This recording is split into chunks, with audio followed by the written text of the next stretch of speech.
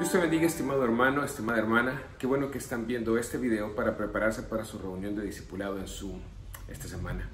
El domingo pasado iniciamos una serie que se llama Ideología de Género y Feminismo, donde vamos a estar aprendiendo qué son estas ideologías y la respuesta de la palabra a ellas. Pues como vamos a empezar a ver ahora, son ideologías que son contrarias a la palabra del Señor. Quiero iniciar diciendo esto.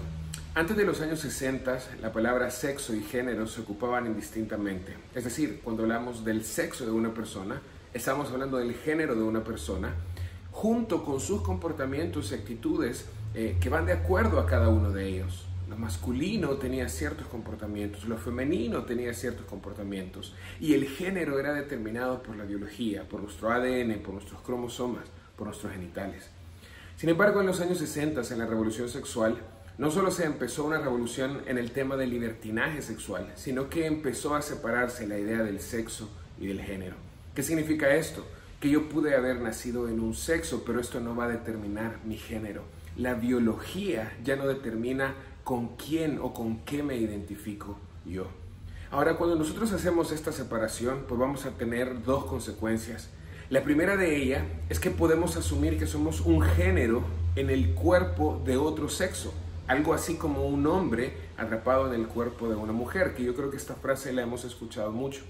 Y en segundo lugar, si no hay comportamientos que vienen derivados de una identidad sexual determinada por mi biología, todos los comportamientos que se entienden como masculinos o femeninos, vamos a decir que son construcciones sociales. Es decir, si yo nací varón, no me comporto como varón porque así lo determina mi sexo y mi biología, sino porque de alguna forma mi familia me enseñó que ese es el comportamiento de un varón. Esto es la ideología de género. Ahora, nosotros podríamos pensar que detrás de este movimiento y de esta ideología hay gobiernos, hay familias adineradas, hay instituciones internacionales que están impulsando toda esta agenda en el mundo. Pero lo que quiero que meditemos es lo que nos dice Efesios capítulo 2 versículos 1 al 3. Que las corrientes de este mundo están sucediendo porque detrás de ellas está el príncipe del aire, que no es otra persona más que Satanás. Las personas, las instituciones, los gobiernos que nosotros vemos son los seres visibles que nosotros entendemos o creemos que están impulsando esta ideología, pero detrás de ellos está el poder espiritual maligno, el poder espiritual perverso, el poder espiritual de Satanás, que está utilizando a todas estas personas para impulsar estas ideologías. ¿Por qué? Porque la ideología de género y el feminismo es un ataque frontal contra la gloria de Dios y contra el Evangelio. Y nosotros sabemos que Satanás aborrece al Señor. Él es el que está detrás de esto. Por lo tanto, nuestra batalla no es contra carne ni sangre, sino contra Satanás y todos sus demonios. Y dado que esto es una batalla espiritual, entonces vamos a utilizar nuestra espada, que es la palabra de Dios, para contrarrestar estas mentiras. Vamos a leer 3 versículos en Génesis capítulo 1 para ver qué es lo que la Biblia dice acerca de este movimiento. Génesis capítulo 1, versículos 1 y luego el 26 y el 27. En el principio creó Dios los cielos y la tierra. Y luego el 26 y el 27. Y dijo Dios: hagamos al hombre a nuestra imagen, conforme a nuestra semejanza, y ejerza dominio sobre los peces del mar, sobre las aves del cielo, sobre los ganados, sobre toda la tierra y sobre todo reptil que se arrastra sobre la tierra. Creó pues Dios al hombre a imagen suya, a imagen de Dios los creó, varón y hembra los creó. Quiero iniciar esta serie viendo estos versículos porque nos muestran que hay un creador. No somos el fruto de procesos químicos y físicos aleatorios, sin sentido y sin propósito, sino que hubo un creador que le dio sentido, que le dio propósito a su creación. Y al darle propósito definió la naturaleza, definió las dinámicas y definió los roles que su creación debe tener para cumplir el propósito que Él le otorgó. Entonces, venimos de un Dios creador. Pero estos versículos también nos enseñan que tenemos la imagen de ese Dios creador. Y tener la imagen de ese Dios creador es tener características únicas que nos separan o nos diferencian del resto de la creación y que nos conectan con Dios. Por ejemplo, amor, sabiduría, autopercepción, espíritu. Todas estas características nos conectan a Dios y nosotros las podemos practicar y ejercer en un grado infinitamente menor que Dios, por supuesto, pero el resto de la creación no lo tiene. Entonces, somos diferentes del resto de la creación porque compartimos esta semejanza con Dios en algunas características. Ahora, ¿cuál fue el propósito por el cual Dios nos otorgó estas características? El propósito es lo que leímos en el versículo 26, que gobernáramos la creación, que amáramos como Él ama, que tuviéramos misericordia como Él tiene misericordia, que trabajáramos, que pusiéramos a trabajar nuestra creatividad, nuestro esfuerzo y nuestras capacidades. ¿Para qué? Para que la tierra fructifique y sea próspera de tal forma que su creación sea bendecida.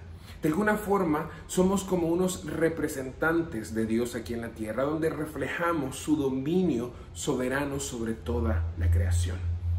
Pero luego quiero que veas algo. El versículo 27 nos dice que fuimos hechos hombre y mujer, o varón y hembra. Es decir, que ambos tenemos la imagen de Dios. Eso significa que ambos somos portadores de dignidad, de valor y de capacidades. Pero este es el tema. Dios no nos hizo Adán y Adán, sino que nos hizo Adán y Eva. Es decir, que cada uno de nosotros, Dios nos dio sexualidad, ya sea masculina o femenina. Y en el propósito de mostrar la imagen de Dios en la creación, hay características únicas y comportamientos únicos para el hombre y para la mujer. Y siendo complementarios, teniendo los hombres lo que las mujeres no tienen y las mujeres lo que los hombres no tenemos, nos complementamos para que juntos despleguemos la gloria de Dios en esta tierra. Eso significa que los hombres por sí solos no pueden desplegar completamente la gloria de Dios y tampoco las mujeres, sino que juntos, con nuestras diferencias, aunque siendo seres humanos, con igual dignidad, mostramos entonces la gloria de Dios.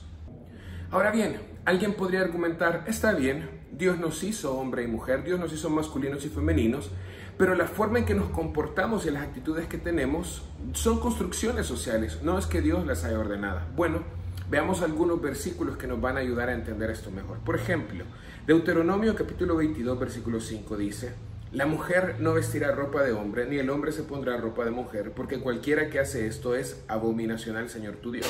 O por ejemplo, 1 Corintios 16:13, estad alerta, permaneced firmes en la fe, portaos varonilmente, sed fuertes.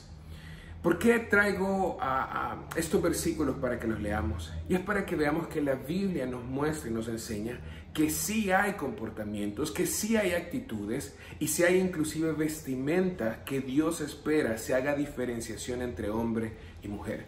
Si el apóstol Pablo en Corintios dice comportaos varonilmente, eso significa que hay un comportamiento que se espera del hombre. Si en Deuteronomio vimos que no podemos intercambiar nuestras ropas, es que Dios desea que celebremos cada sexo y que cada sexo sea identificable el uno del otro. Es decir, que yo como hombre no trate de engañar aparentando ser una mujer o viceversa.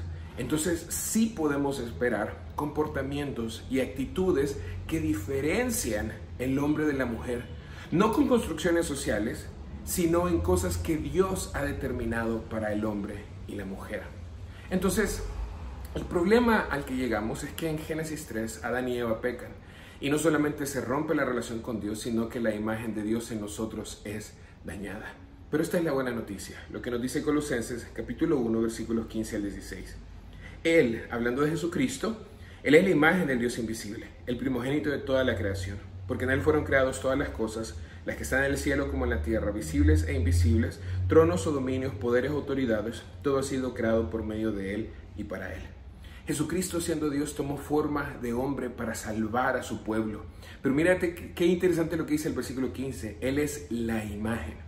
Dado que nosotros en Adán perdimos o se distorsionó la imagen de Dios en nosotros, Jesucristo viene para que la recuperemos. Y ese es justamente el propósito, uno de los propósitos de Dios al venir a la tierra, como nos dice Romanos 8, 28 y 29, que fuimos predestinados para ser formados a la imagen del primogénito que es Jesucristo.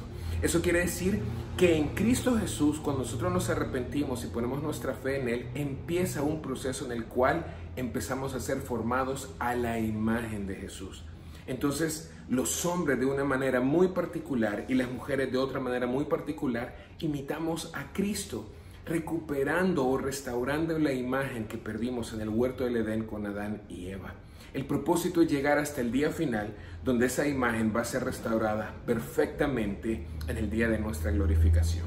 Entonces, ahora que ya vimos que esta ideología es una mentira, porque nos muestra que hay una separación entre el sexo y el género, y nos quiere hacer creer que los comportamientos asignados a varón y hembra son construcciones sociales y no indicaciones de parte del Creador, entonces, ¿qué cosas debemos aplicar o qué cosas podemos llevar a nuestra vida práctica? Entendiendo que no podemos separar el sexo del género, sino que Dios nos creó hombre y mujer.